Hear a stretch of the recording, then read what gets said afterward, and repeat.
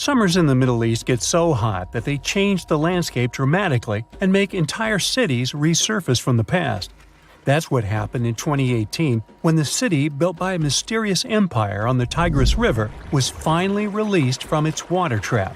Archaeologists rushed to the location as they didn't want to miss a rare chance to excavate the site and learn more about the history of the place. They believe they've found the Bronze Age city Zakiku, founded over 3,000 years ago and fully submerged in the 1980s when a dam was built in its place. It used to be a busy hub for the Mitanni Empire for caravans on the popular trade route. It had water, which is a rarity in the area, and it was a guarantee for success. We know very little about the once powerful empire, as scientists haven't found any written chronicles in the excavated sites. That's why the archaeologists were thrilled to find an entire palace for the local ruler. Several years later, when the area became free from the water again, they found some fortifications to protect the city from foes. The highlight of their expedition was finding a huge public storehouse for trade goods and harvests, piles of wheat and barley, and imported metal and wood. Bread was the staple food for the locals, and they also loved big pots of vegetable soups and stews for lunch. Each household kept sheep, goats, cows, and pigs, so they had a steady source of milk and meat for special occasions.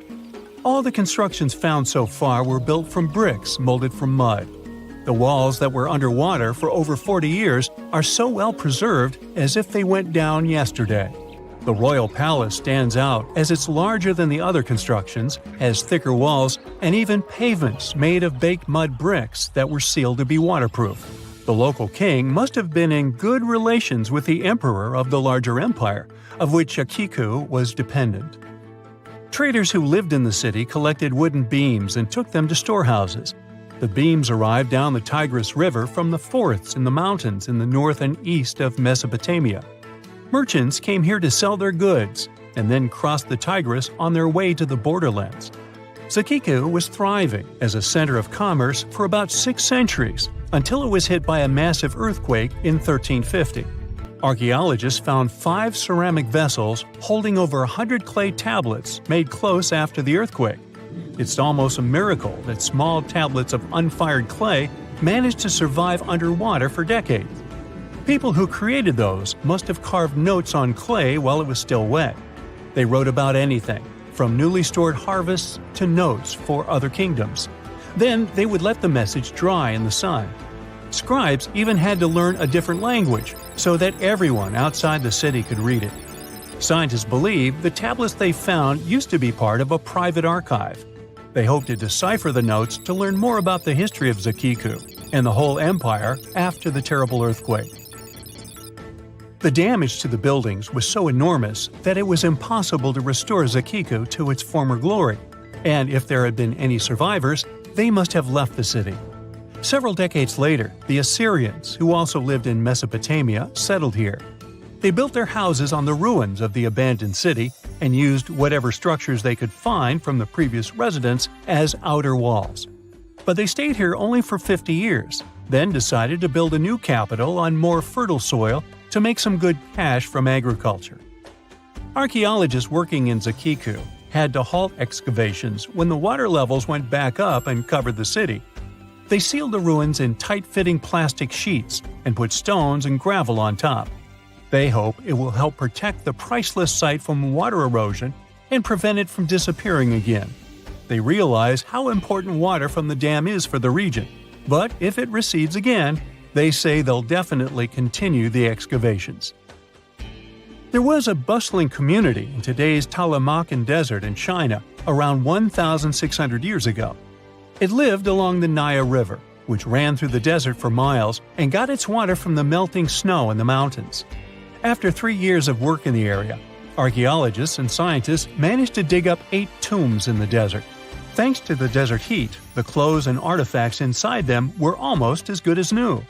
The people who wore those must have lived in the ancient city of Naya. Naya used to be part of a prosperous kingdom at the heart of the Silk Road trading route and had a population of over 3,000 people. Then, desert sands went rogue and swallowed the city whole. Archaeologists only found the ruins of Nija in the early 20th century. Scientists from different countries have tried to solve its mysteries. It looks like the tombs discovered at the end of the 20th century belonged to the wealthy. There were some expensive items inside: a quiver and bow, metal arrowheads, gold earrings, and a glass bead necklace, a lacquer box with a comb, makeup, and a sewing kit in one of the tombs. There was also some silk of top quality, and even the bright colors like green and yellow haven't faded on it. The fabric also had Chinese characters with quotes from historical books, which helped scientists identify the period in which it was made. Archaeologists later found a large dwelling site and the clearing of 3 ruined buildings. It will probably take many more years to understand why the city had fallen and what happened to its people. Saudi and French archaeologists teamed up near Riyadh, the Saudi Arabian capital, and stumbled upon an ancient settlement dating back 8,000 years. The scientists used all sorts of cool tech, like laser scanning, drones, and aerial photography, to unearth this Neolithic-era gem. They found the settlement in a local archaeological hotspot. Among the treasures they uncovered were a stone temple, remnants of an altar, and over 2,000 graves. All these finds tell us about ancient practices and rituals. The team also found the foundations of 4 massive buildings, corner towers, and open-air courtyards, all with underground reservoirs to store water for agricultural use. There was also a smart irrigation system with canals and cisterns, which let the city thrive in one of the driest deserts in the world. Rock drawings etched into the nearby mountain depicted the daily life of the locals. The excavations have been going on in the area for over 40 years, and scientists still keep finding new artifacts to answer more of their questions. Fishers have stumbled upon ancient bones, tools, and artifacts that are 9,000 years old on the North Sea floor. British and Dutch archaeologists and paleontologists rushed to see the finds as they were hoping it could be evidence of the submerged Doggerland. And they weren't disappointed. There were even perfect sets of footprints left by Mesolithic people who lived here. 12,000 years ago, during the last major ice age, the British Isles weren't islands at all. There was a landmass made of many hills, marshlands, and dense forests that connected them to the European continent. That landmass was Doggerland, where a prehistoric hunter-gatherer society lived and thrived. But then, the sea level started going up at the speed of 3 to 6 feet a century as glaciers were slowly but surely melting. The locals had to move to areas that today belong to England and the Netherlands. Experts decided to learn more about the history of Doggerland, using data from oil companies working in the North Sea. So far, they've created digital models of what the area of 18,000 square miles might have looked like before it vanished beneath the waves. They still need to analyze samples of ancient insects and plants and the DNA of animals to get a full picture. No matter what happens, don't stop! We almost got it! 2 treasure seekers are digging frozen ground in a cornfield at night. It's raining hard, lightning is flashing, but these 2 guys keep working. And now the shovel hits something solid. No way! A treasure chest! They start digging faster and find a piece of a ship's engine. What the? Far from the seas and lakes, somewhere under the fields of Kansas City, they found a giant sunken ship. How is this possible? Now you'll see. Some people spend their lives searching for shipwrecks with treasures underground. One of them is explorer David Hawley. He's been looking for such ships far from the seas, rivers, and oceans for many years. He does this because he likes the feeling of adventure. The holds of these ships may contain chests of gold, antiques, and artifacts. And you can get a lot of money for them. David says you don't have to go into the ocean to find a sunken ship. They may be lying in your backyard. But why do ships end up buried underground among fields, farms, and plains? Let's find out using the example of steamboat Great White Arabia. According to old records, the newspaper clippings, this ship had been carrying about 200 tons of treasure before it sank in 1856. Many rumors and local legends said the ship was lying underground, a few miles northeast of Kansas City. It was there because people deliberately altered the riverbed and channels of the Missouri River in the second half of the 19th century. They artificially brought the shores closer to each other. They narrowed the river to increase the flow's speed so boats could sail much faster. In the 19th century, steamboats were the most popular means of transporting passengers and goods. Before railroads, they extended the western border across the Mississippi and Missouri rivers and brought supplies to people. That's why it was so important to increase the speed of their movement. So, on September 5, 1856, Arabia was sailing along such an estuary. It came across a snag sticking out of the water. A piece of log quickly flooded the ship. Fortunately, all passengers were evacuated. But the steamer and its precious cargo reached the silt bottom of the Missouri River in a few minutes. Several years had passed. Everyone forgot about the vessel. During this time, the course of the Missouri River had changed. But Arabia remained under the wet, muddy bottom. The soil level above it was getting higher, and the ground was losing moisture. Eventually, many decades later, a cornfield formed above the sunken ship. In the 1980s, one farmer owned this area, and he had no idea what was hidden in his territory. David Hawley carefully studied the history of the sunken ships of the USA. He knew that hundreds of steamers had gone underwater all over Missouri, but most of all, he was interested in Arabia, as there were rumors that it was filled with gold and other valuable things. The territory of cornfields in Kansas was vast, but David Hawley knew how to search properly. In 1987, he started working. First, together with his brother and father, they collected all the clippings from old newspapers they could find. They were looking not only for information about the steamer, but also for maps of the Missouri River. They tracked its historical changes, checked the dates, and identified a large area where the steamer sank. Next, they used electromagnetic testing and other geological stuff to study the soil and find the right place. They searched for differences in ground moisture and density. Then, they went through the territory with powerful metal detectors. And so, by the fall of 1988, they had determined the location of the steamer. Arabia was the size of a football field. This gigantic vessel lay 45 feet underground, 4 stories down. But before they started excavating, they had to ask the owner of the cornfield for permission. For the farmer, this news was a big surprise. He agreed, on the condition that the excavations would be completed by spring so that he could sow a new crop. Digging a giant ship in winter is much more difficult and expensive than at other times. It includes additional equipment, electricity, and heating costs. The team worked day and night.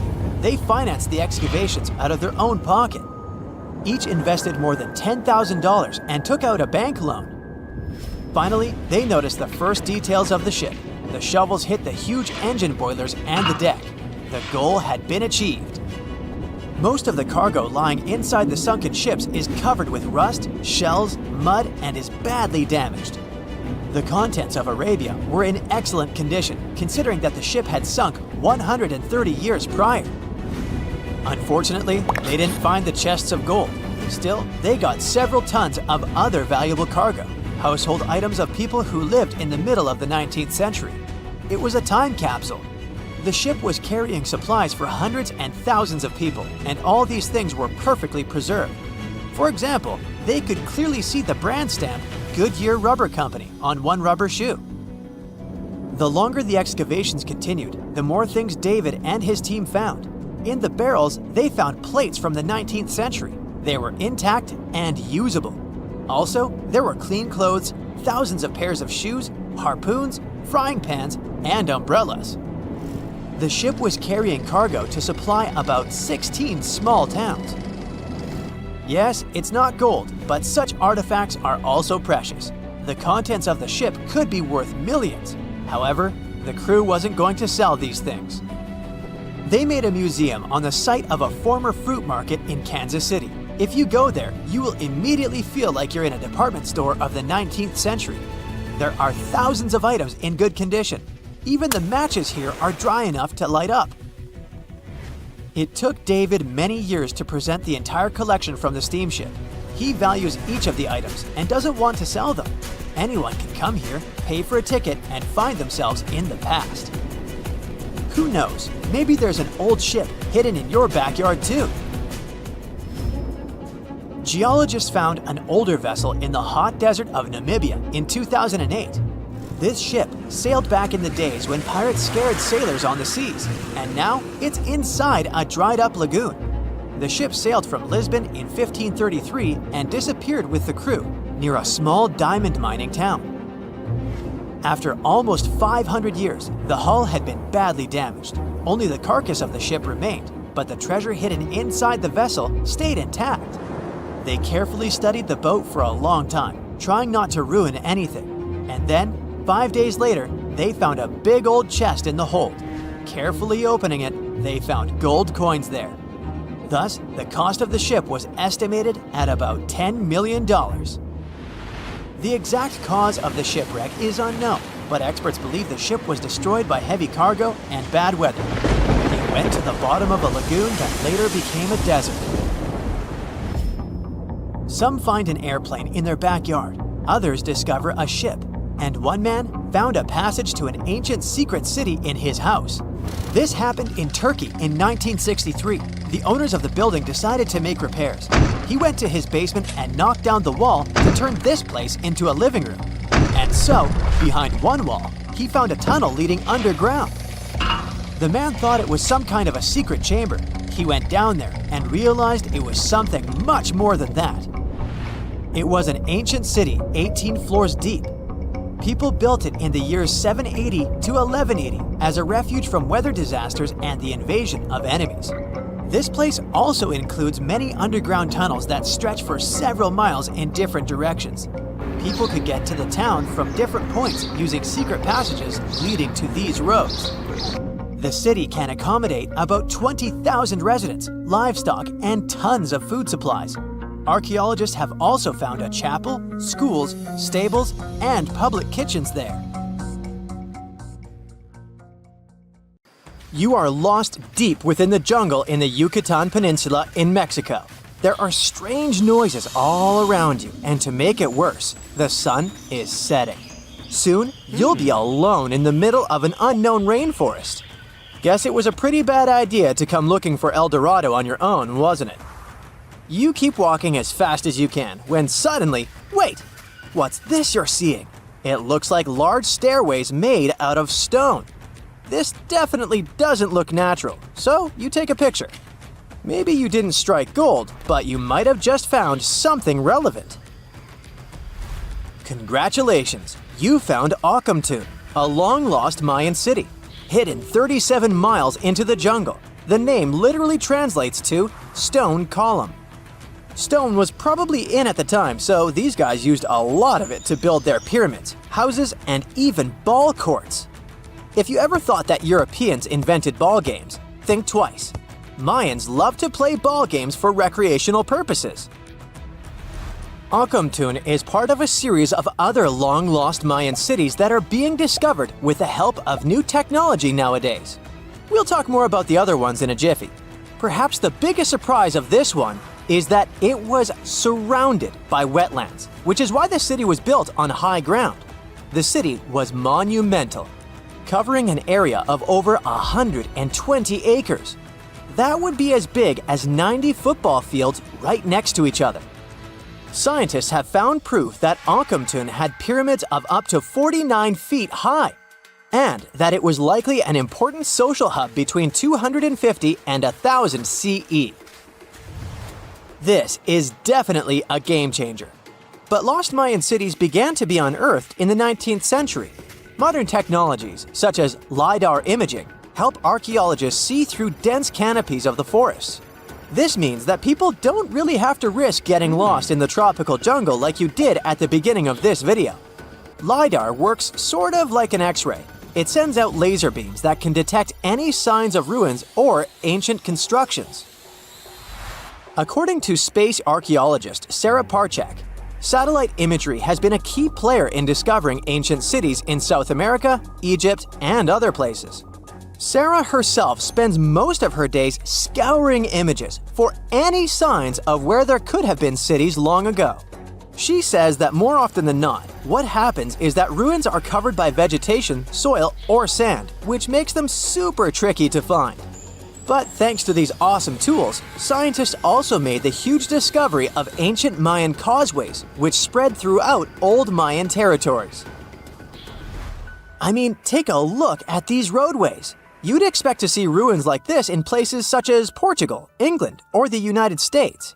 I'm talking about 130 feet wide roads painted white to help travelers journey through the nighttime. Scientists recently unearthed a 110-mile network of roads such as these, and they think this dates back to before the first registered Mayan highways we've known so far. These roadways, which sometimes ran over the swampy ground and were even elevated at times, are being called the world's first superhighways. Even if there is no registry of animal-powered vehicles, it's believed that the Maya used them to travel around a network of possible 964 settlements.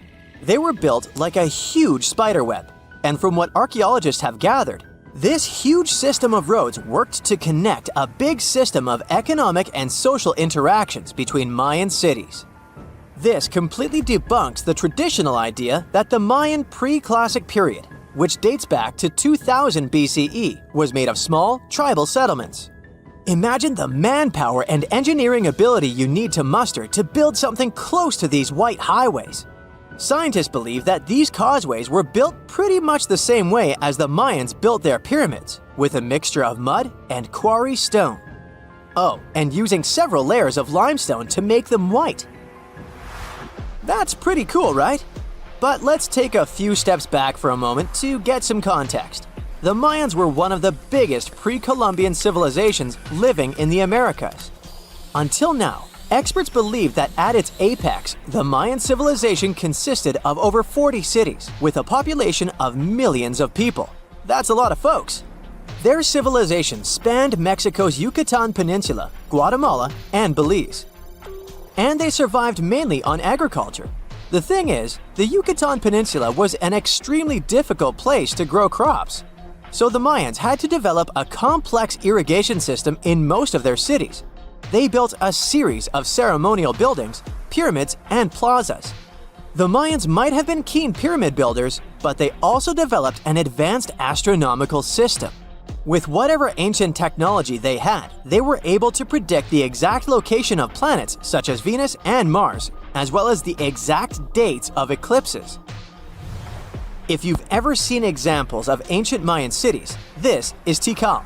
Located at the heart of the Guatemalan jungle, Tikal is believed to have been the capital of the ancient Mayan conquest state. At its height, it was comparable in importance to cities such as London or New York in today's world. It's composed of a series of complex monuments. The North Acropolis is one of Tikal's most ancient complexes of monuments. Built solely by human hands around 350 BCE, it served as the resting place of kings and chiefs. Its monuments are up to 200 feet high. Back in the day, the step pyramid temples were painted a beautiful red. Mayans loved that color. Today, of course, you'll only see the limestone. Then there's Chichen Itza.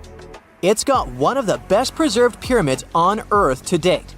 Located in Mexico's Yucatan state, this Mayan city is well over 1,500 years old. At its peak, it was home to 35,000 people. The site covers 4 square miles of land. The highlight is El Castillo, a tremendous step-like temple standing 80 feet above ground.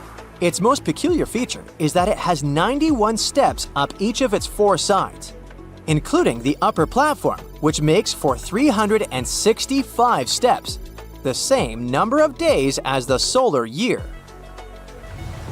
You can see that these folks were a pretty big deal, huh? That's why nobody can really understand what happened to them. There's a big lack of evidence on the decline of this almighty empire. What could have been the cause of their demise? Was it a drought? New research in 2017 did bring some new discoveries into the mix.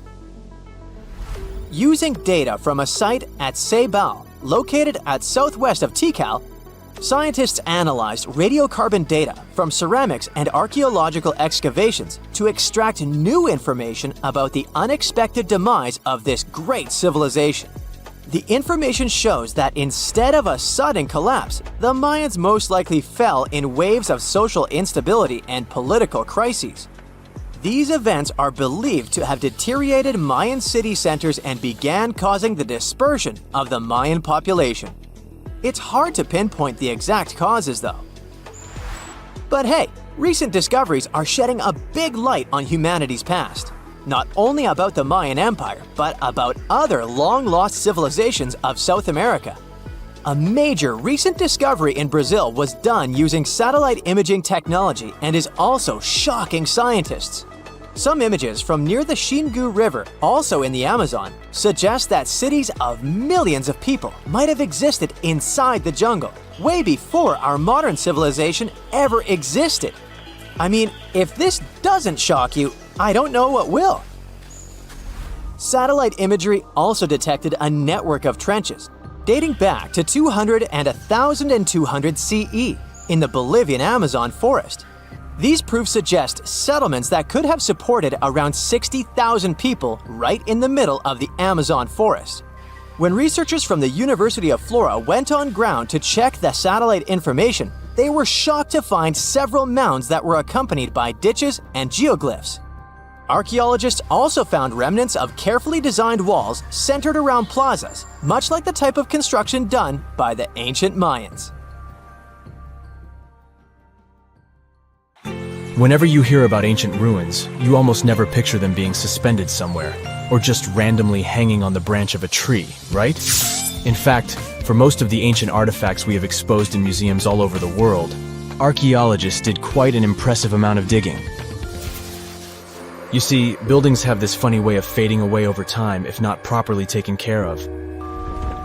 Sometimes we need to reuse some building materials, so an older construction may be sacrificed in the process.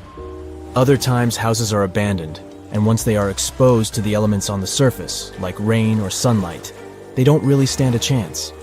Some just simply crumble away due to good old erosion. So the only way a piece of architecture can survive the test of time is if it's somehow gotten buried deep down. Now, how did they end up buried in the first place? Well, it's quite the comedy of errors. Ancient cities had a habit of gradually raising their ground level like a kid adding toppings to their ice cream sundae. You see, these settlements were always busy collecting food and building materials to keep up with their ever-growing population. But hey, who has time to deal with waste and rubbish?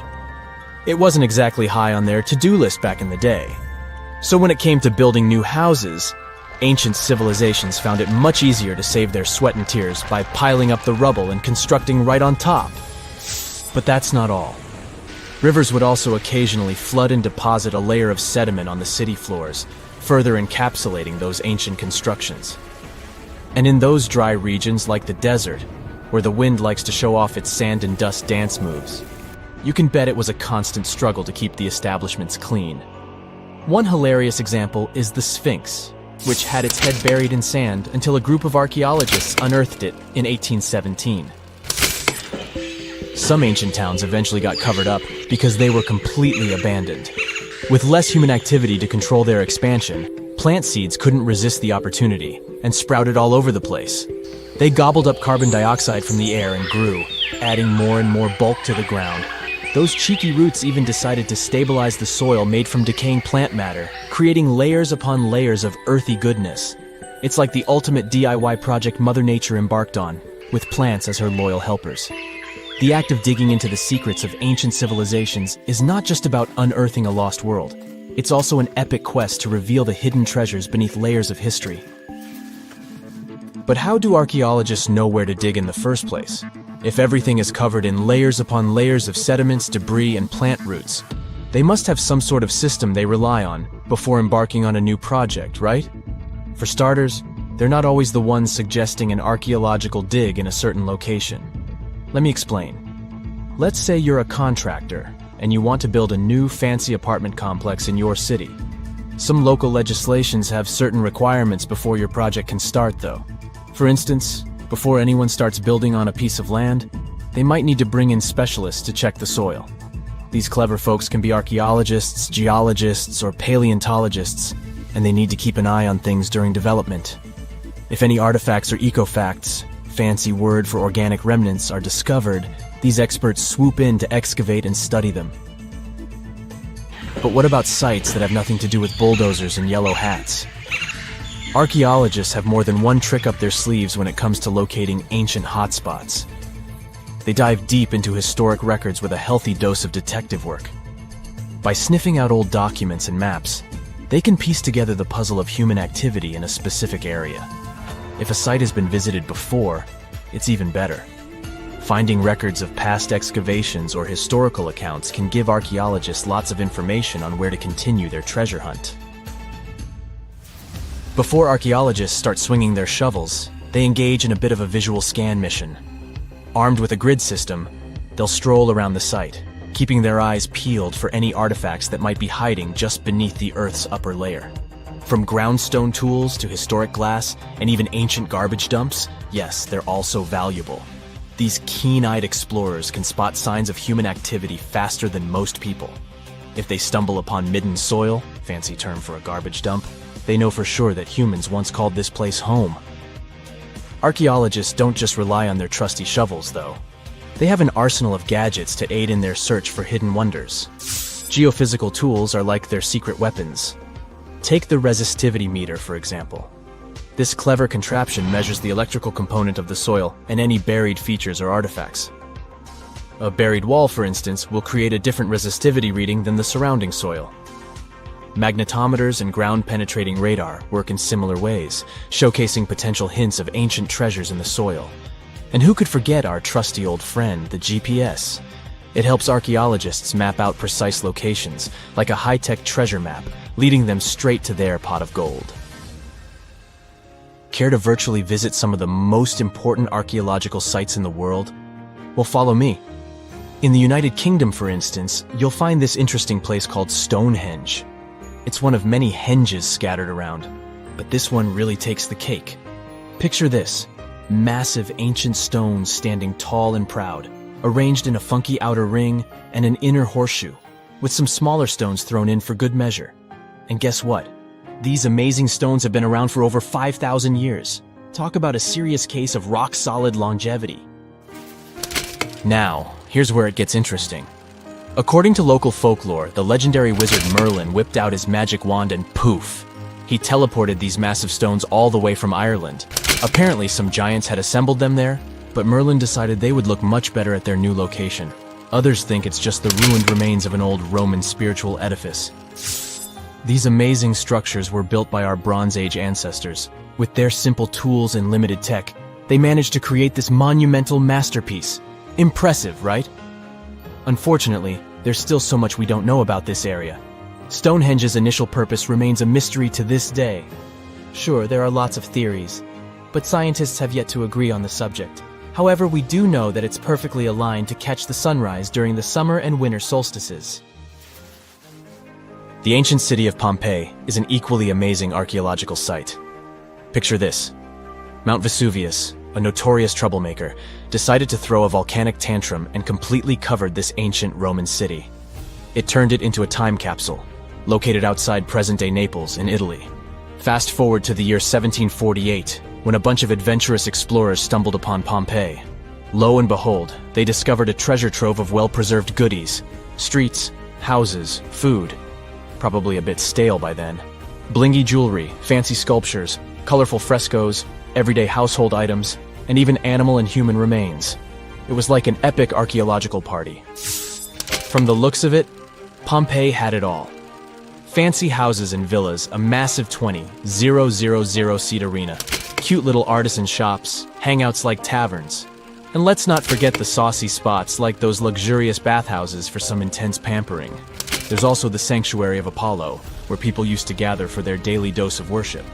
And of course, the bustling heart of the city, the Forum of Pompeii, where all the cool people used to hang out. And guess what? Pompeii is so cool that it made it to UNESCO's World Heritage List back in 1997. That's like the ultimate Hall of Fame for historical awesomeness.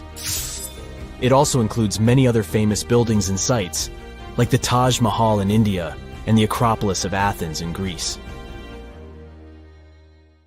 So, imagine you're 15 and you get bored of playing video games. Instead, to pass the time, you decide to give some attention to an old hobby of yours, tracking down lost Mayan cities. You've heard that some ancient civilizations are said to have built entire cities based on constellations, so you decide to check out whether that was true for the Mayans. You find a book containing all the constellations the Mayan civilization believed to exist. You open good old Google Maps and map every ancient Mayan city discovered to date. You start seeing that this information actually matches. And truly, the biggest ancient Mayan cities correspond to the brightest and biggest stars of the Mayan constellations. Okay, this is getting interesting. You manage to map out over 100 ancient cities when you suddenly notice something strange. There's an area in the Yucatan Peninsula in Mexico where archaeologists have unearthed 2 Mayan cities. But on the constellation map, there are 3 stars. Could this mean there is a long-lost city waiting to be discovered nearby? You might think this sounds too daydreaming, but the story is actually true. The previous account happened to a Canadian teenager named William Gaddery. The boy is known as a science genius and had even won an award for the constellation theory we presented just now. When he noticed that a 3rd city was missing from the 23rd constellation he was examining, he began to scour the internet for satellite pictures that could help him solve this mystery. He looked into images from NASA, JAXA, a Japan-based satellite company, and Google Earth. These images were still insufficient to answer his questions, so he reached out to a friend inside the Canadian Space Agency. His friend provided him with state-of-the-art satellite imagery that gave him the answer he was looking for. According to the images, there is a large square area right on the border of Mexico and Belize, which looks like the remains of a city. William took the images to a remote sensing expert known as Dr. Armand Larocque from the University of New Brunswick. They studied the images thoroughly and concluded that the area could be housing 30 buildings and even a large pyramid. The scientific and archaeological community went crazy with the 15-year-old's discovery. Could this really be true? Some background. Lost Mayan cities began to be unearthed in the mid-20th century. Since then, ruins from cities such as Tikal, Palenque, and Uxmal have been rediscovered. The Mayans were one of the biggest pre-Columbian civilizations living in the Americas. They began to settle in the area as early as 1500 BCE. Experts believe that, at its height, the Mayan civilization consisted of over 40 cities with a population of millions of people. That's a crowd. And their cities were pretty interesting. Their civilization spanned over Mexico's Yucatan Peninsula, Guatemala, and Belize. They survived mainly on agriculture, so they developed a complex irrigation system in most of their cities. They built a series of ceremonial buildings, pyramids, plazas, and even courts for ball games. The Mayans were keen pyramid builders, but they also developed an advanced astronomical system. With whatever ancient technology they had, they were able to predict the exact location of planets, such as Venus and Mars, and they were able to predict the exact dates of eclipses. That's why the methodology William used to discover this long-lost Mayan city was unusual, but not completely surreal. The Mayans were keen astronomers, so it wouldn't be too strange that they built their major architectural feats in relation to the sky, would it? And they wouldn't be the first ones to be doing so. There is a famous fringe of Egyptology dedicated to studying how the Giza pyramids were built in perfect alignment with the Orion constellation, meaning that each pyramid was purposely built to align with one of the major stars of Orion's belt. According to William, he first had the idea to look at the Mayan constellations because he couldn't understand why the Mayans built their cities where they built them. Most major cities, such as Chichen Itza and Uxmal, aren't near any rivers or significant bodies of water. Instead, they're built on marginal lands and on top of mountains, which confused the 15-year-old. His next thought was that it might have something to do with astronomy. William named the new city he discovered Mouth of Fire, which is also my nickname, and he even won a Merit Award for his hard work. However, his theory was very much contested inside the archaeological community, and many Mayan experts worked to debunk William's findings. Some archaeologists say that constellation theories are too unscientific. Anthony Aveni, a renowned anthropologist and astronomer, referred to William's methodology as an act of creative imagination. He explained that there is no way to be sure what the Mayan constellations really were. It's all just hypothetical. Another debunking of Williams' findings came from Mayanist David Stewart, who said that the object identified on the satellite imagery is nothing but an old cornfield. His claim was supported by an expedition that took place near the area in 2021, when the archaeologists present reported there was nothing at all in this area. Still, a 15-year-old boy almost found a long-lost Mayan city, which is pretty exciting if you ask me. Similar techniques as those used by William are actually being used to unearth lost civilizations all over the world. According to space archaeologist Sarah Parquet, satellite imagery has been a key player in discovering ancient cities in Egypt and other places. Sarah herself spends most of her days scouring images for any sign of where there could have been cities long ago. What happens, she says, is that any time you have something buried, it's going to be covered either by vegetation, soil or sand, or some other modern construction on top of it. In order to assess whether there is something hidden under large canopies of vegetation or not, she uses infrared technology, for instance. A major recent discovery in Brazil was done in a similar way. Satellite imagery detected a network of trenches dating back to 200 to 1200 CE. These suggest settlements that could have supported around 60,000 people. But in this case, the satellite imagery did indeed correspond to what was on the ground. Researchers from the University of Florida found several mounds that were accompanied by ditches and geoglyphs. Archaeologists also found remnants of carefully designed walls, centered around plazas, much like the type of construction done by the ancient Mayans.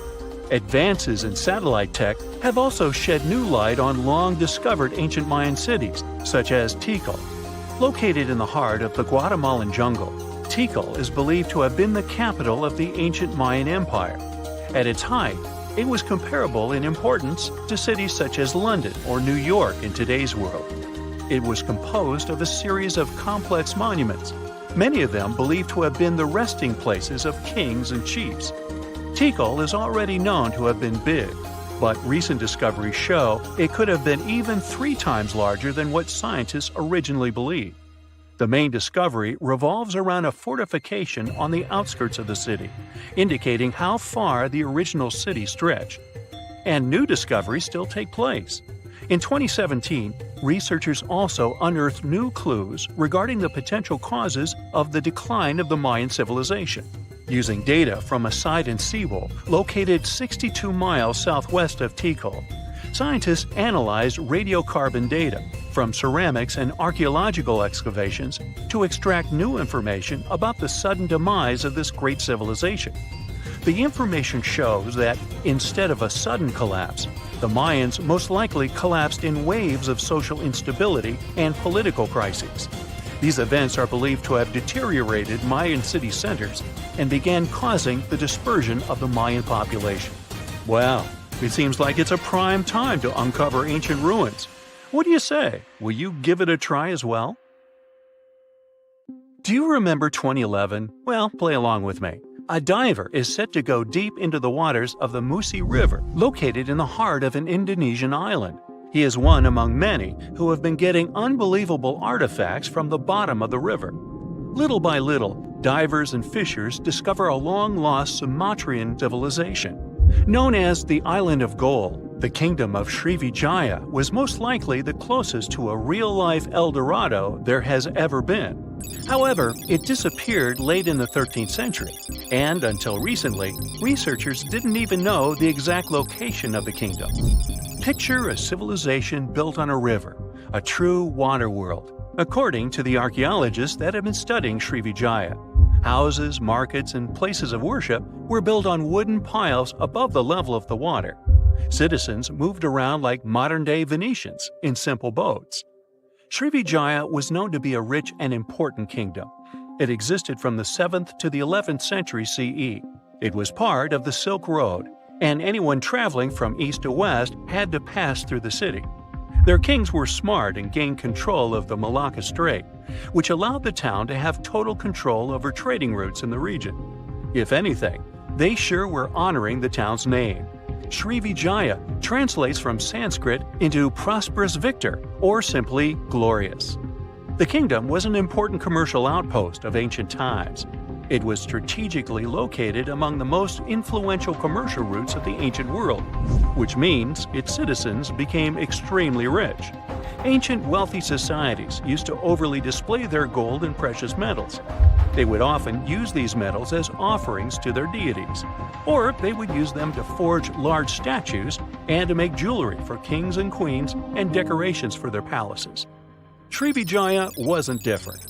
Local Indonesian divers who have been exploring the half-mile of the Musi River near the city of Palembang have found some evidence.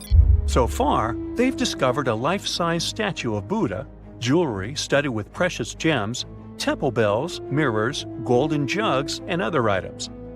No official archaeological excavations have been done in the area, so these artifacts are the first items of the Srivijayan Empire ever found. Sean Kinsley, a British maritime archaeologist who has reported on these discoveries, says he is truly surprised. For long, people have been speculating about the true wealth of Srivijaya, and it seems that the rumors have been confirmed. We're starting from ground zero, he says. We don't know what clothes the people of Srivijaya wore, what their tastes were, what kinds of ceramics they like to eat off. Even though this discovery has brought excitement to the scientific community, there is a downside. Divers and fishers sell the retrieved artifacts at the International Antiquities Market before archaeologists can take a look at them.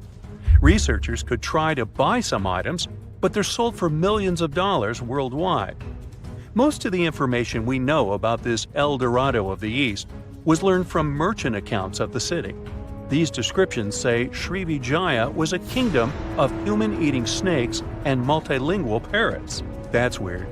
Some say its active volcanoes gave the town an eerie and enigmatic sight, and all stories emphasize the amount of gold available there. Travel reports were a common way to describe cities in ancient times. In case you didn't know, this is how the legend of El Dorado originally began. As European explorers began their excavations in South American lands back in the 1500s, the word got out that an Amazonian civilization used to paint their leader in gold as an offering to higher powers. The legend of El Hombre Dorado, also known as the Golden Man, began to quickly spread around Europe.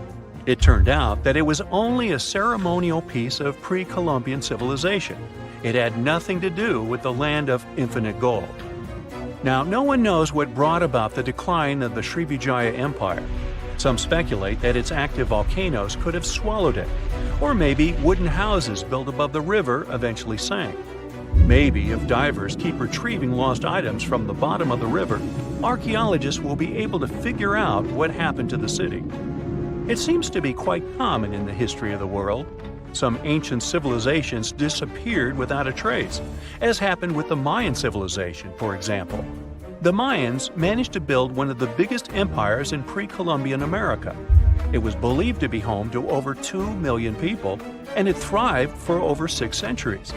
Its sudden demise is something that bothers archaeologists and scientists alike. The Mayans began to settle in South America as early as 1500 BCE. Their civilization spanned Mexico's Yucatan Peninsula, Guatemala, and Belize. They are believed to have built around 40 cities at the height of their empire. They also developed a complex hieroglyph system that has been studied since it was discovered by modern scientists. The Mayans were keen engineers, astronomers, and farmers. They were post-nomadic people that settled in vast areas of farmland where they could grow corn and other types of vegetables.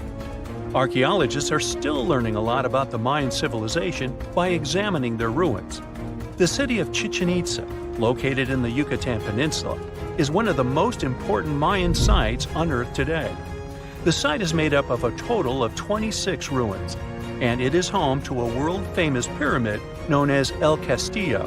It consists of a series of square terraces with stairways on each of the 4 sides of the temple. It was built as an homage to a feathered serpent deity. The Mayans were such architectural geniuses that they managed to build a pyramid that cast a particular shadow. More specifically, in the late afternoon during the spring and fall equinoxes, the pyramid casts several triangular shadows that create the illusion of a feathered serpent crawling down the pyramid. And they created this with none of the tech we have today. The city is so amazing that since 2007, It has been considered one of the 7 wonders of the New World. The Mayan Empire thrived for over 6 centuries due to their wise resource management system and astronomical knowledge. They were able to accurately predict eclipses and, using their rudimentary technology, could even locate Venus and Mars. They had everything to thrive for much longer than they actually did. This is why the Mayans' fall intrigues modern scientists so much. No one has been able to understand completely what led to their demise. That is, until a recent discovery. A study done by NASA claims it can explain what might have happened. Scientists have uncovered a sample of pollen trapped for over 1,200 years in ancient layers of lake sediment, which dates back to the time just before the collapse of the civilization. The analysis has revealed something completely new about the Mayans. Instead of the suspected claims that the Mayans disappeared due to terrible disease or some extended conflict in the region, it could have happened due to deforestation. Perhaps to build their entire empire, they had to cut a lot of trees. Without trees, their soil could have eroded, and all their fertile lands could have slowly and gradually become barren. According to NASA scientists, the temperatures in the region could have risen by about 6 degrees, and from that point on, the land would have become even drier and crops more difficult to grow. Basically, NASA says that the Mayans couldn't do the sole thing that made them thrive, which was agriculture, and their kingdom began to decline. Oh yeah, and this theory was supported by yet another find. Archaeologists found skeletons from the time of the empire. Those had prominent signs of malnutrition. This theory might really shed new light on Mayan history. It could explain what brought down such a powerful civilization. So, what do you say? Which theory is true? Have we actually managed to find out the reason for the fall of the Mayan Empire? Imagine discovering an ancient city without leaving the comfort of your home. In 1963, a man in the Nevşehir province of Turkey did exactly that. He was renovating his house. He knocked down a wall in his basement and found a mysterious room. He continued digging and saw a tunnel. This is how Derinkuyu Underground City was found. Derinkuyu is one of the deepest multi-level underground settlements of Cappadocia and in all of Turkey. This engineering masterpiece has 8 levels. The inhabitants living on those floors had access to cellars, storage areas, chapels, a school, a study room, and other structures. All floors are connected by an extensive network of tunnels. It's believed that the underground city was built as a shelter. You can't see the construction from the outside. Its depth is approximately 279 feet. The complex was large enough to shelter about 20,000 people, plus their livestock and food supplies. There's also a 180-foot ventilation shaft. People used it both for ventilation and as a well. The well supplied water both to the villagers living on the surface and to those hiding in the underground city. Interestingly, those living on the bottom levels were able to cut off the water supply for the upper and ground levels. This kept the water safe from potential poisoning. The place was designed for protection. The tunnels could be blocked from the inside with huge round rolling stone doors. The passageways were extremely narrow. Potential invaders had to enter the tunnels one at a time. Seems like they thought of everything in the 7th century BCE. Archaeologists believed the Phrygians were the ones who first built the levels. After them, the structure was used and enhanced in Roman times. This was when the chapels were added. The golden time of Derinkuyu, however, was during the Byzantine era. But how did these people manage to create such tunnels? Well, the rock they carved them into wasn't usual. It was soft volcanic rock. It appeared due to a geological process that began millions of years ago. Volcanic eruptions covered the area in thick ash. It then solidified into this soft rock. When the natural forces of wind and water eroded softer parts, only hard elements remained. Fun fact, fairy chimneys are also made of intricately shaped volcanic soft rock, but they formed naturally without any human intervention. I'm still in Turkey, but this time, my destination is Çanakkale, where a myth came to life. For 3,000 years, people believed that Homer's Iliad was fiction and that Troy never existed. In 1863, everything changed. Expatriate Frank Calvert discovered ancient ruins in western Turkey. He was convinced they belonged to the ancient city of Troy. Heinrich Schliemann examined this area in 1868. That's when Troy saw sunlight again after all those centuries. Troy has complex layers. Over the years, 9 ancient cities were built on top of one another.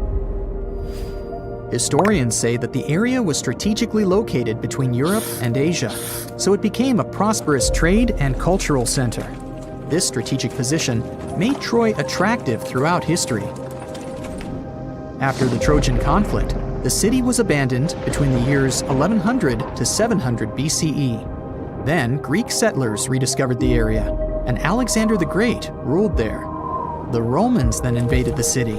Speaking of this event, the first thing you would see when visiting the site is a replica of the wooden Trojan horse from a movie shot in 2004. The next stop is Lothal. In the 1950s, Lothal and several other Harappan sites were discovered in India. These new provinces extended the boundaries of the Indus Valley civilization. Lothal was an important part of the Harappan civilization. It had vast cotton and rice fields. Plus, it had a bead-making factory.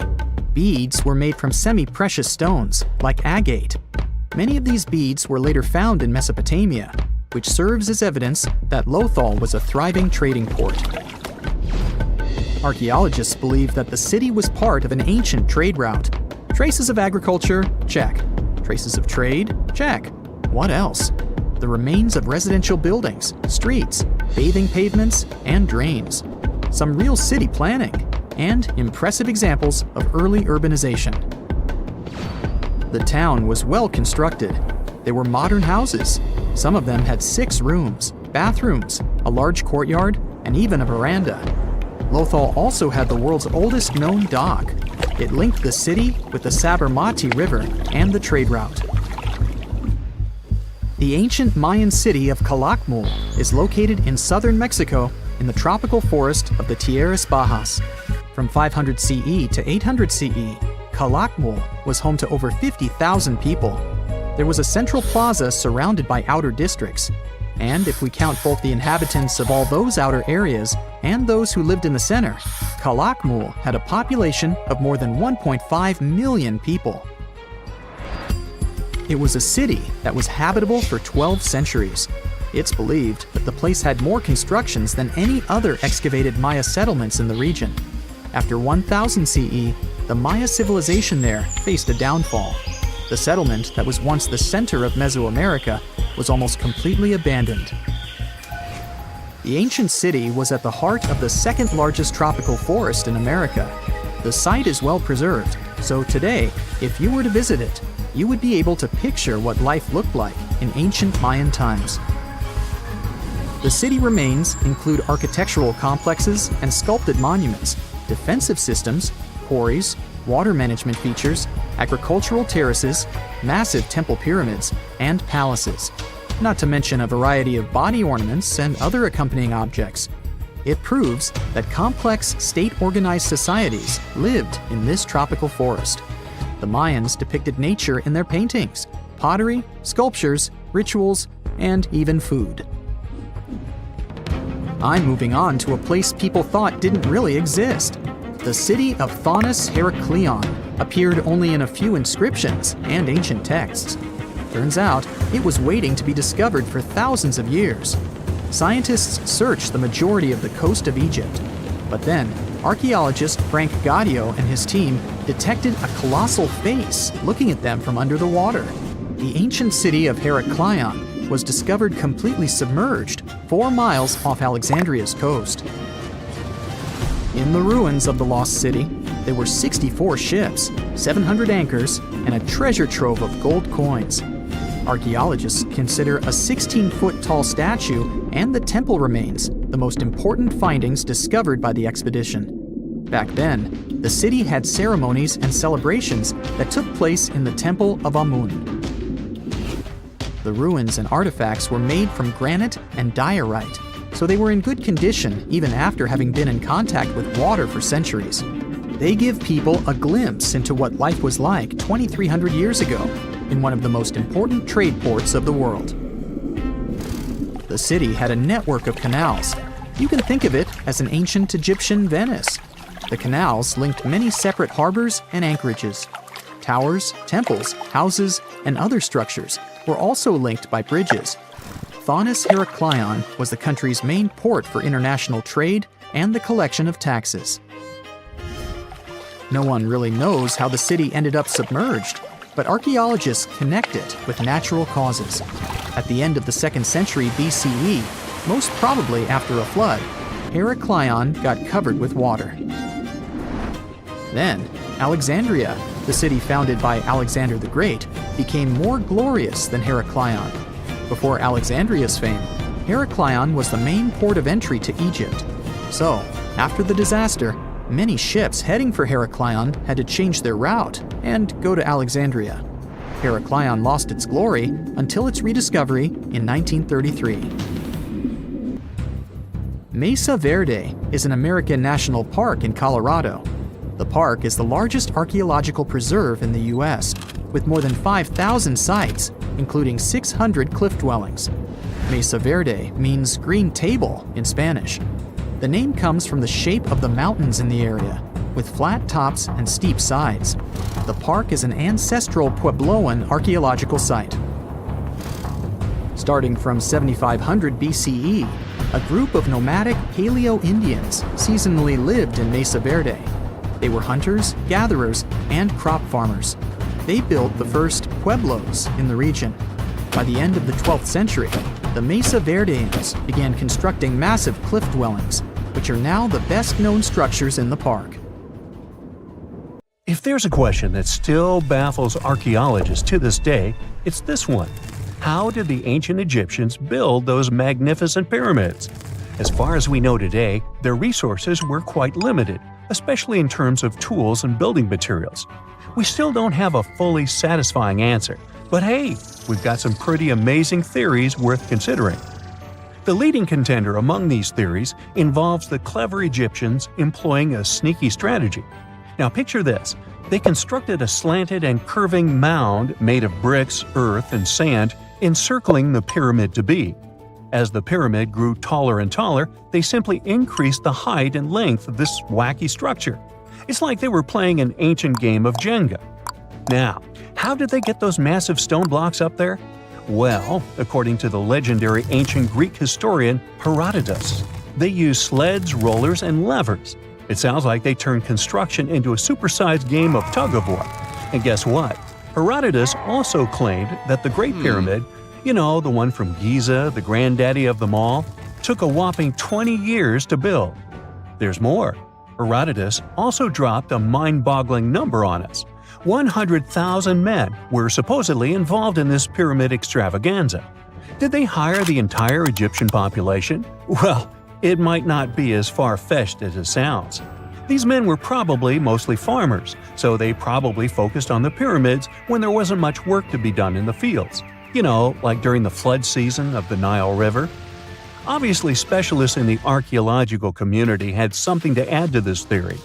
By the late 20th century, they discovered some evidence that suggests the workforce might have been smaller and more permanent than previously thought.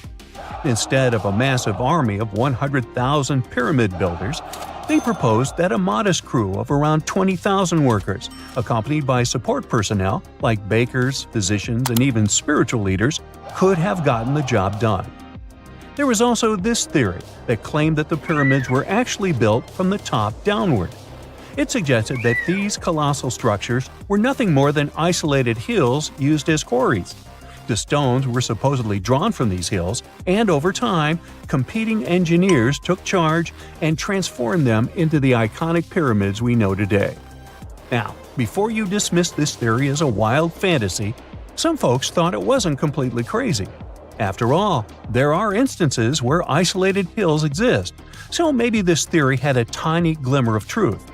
Whether it involved ramp building or ingenious work schedules, one thing is clear. Those pyramids have definitely left their mark on history and on our imaginations. Now, speaking of ancient Egyptian mysteries, there's this gigantic unfinished obelisk sitting in ancient Egypt, and scientists are trying to figure out how it was shaped. Now, some people suggest that our industrious ancestors used handheld pounders to get the job done. One expert has a different take on the matter, though.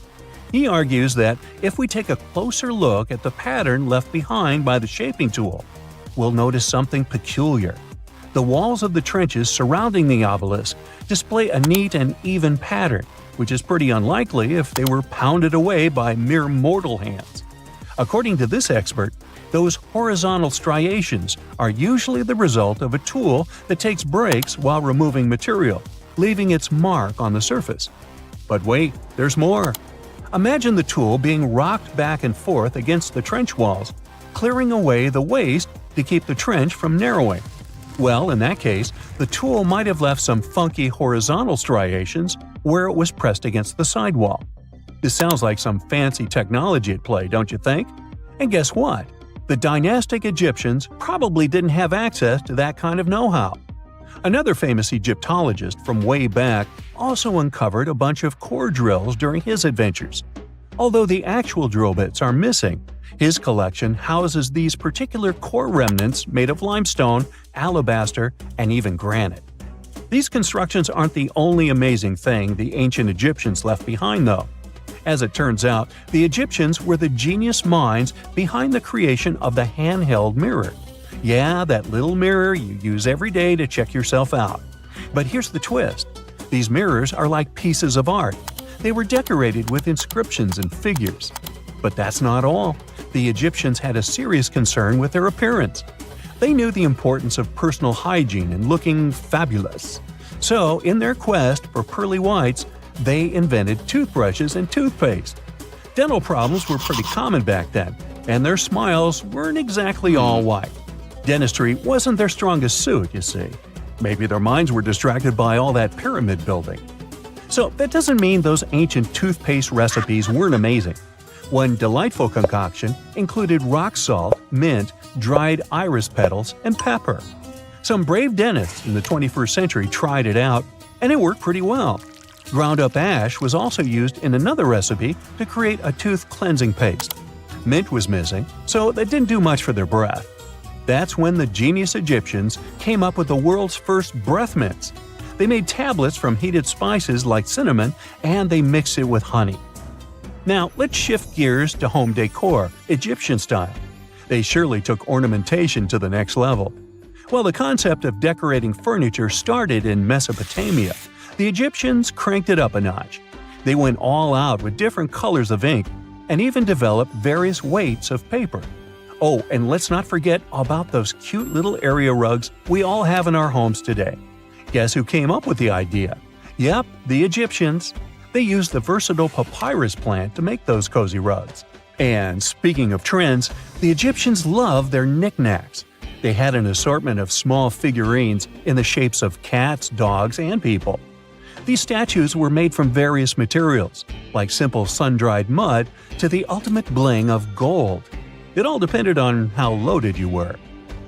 The Egyptians were also all about farming, and they knew that clean water was crucial for their crops and animals. That's why they came up with some nifty inventions and techniques to make sure their land was fertile and their plants were happy. First off, they had the genius idea of using ox-drawn plows. They had two types of plows, heavy and light. The heavy plow would strut its stuff, cutting deep furrows in the soil, while the lighter plow followed behind, fluffing up the earth. But they didn't stop there. After plowing, the Egyptians would break up clumps of soil and sow the rows with seeds. To give those seeds a good old squish into the furrows, they'd march their livestock across the field, effectively closing up the furrows. But hey, all that hard work would be pointless if their seeds were as dry as the Sahara. That's where irrigation comes into play. The Egyptians were so good at it that other cultures, like the Greeks and Romans, couldn't help but copy their techniques. Now let's switch gears and talk about the marvelous architecture of ancient Egypt.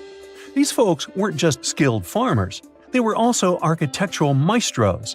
They built these fancy canals to carry water to farms and villages, and boy, did they know how to make those canals look pretty. Just imagine strolling along a canal lined with ornate structures. The pharaoh Ramesses the Great was quite the overachiever when it came to construction. One of his mind-blowing creations was the construction located at Abu Simbel.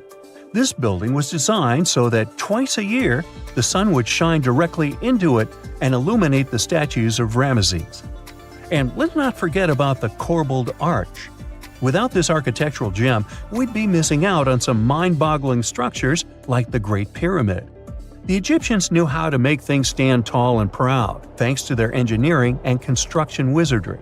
They built grand halls and inner sanctums that make your jaw drop, and some of these temples doubled as astronomical observatories.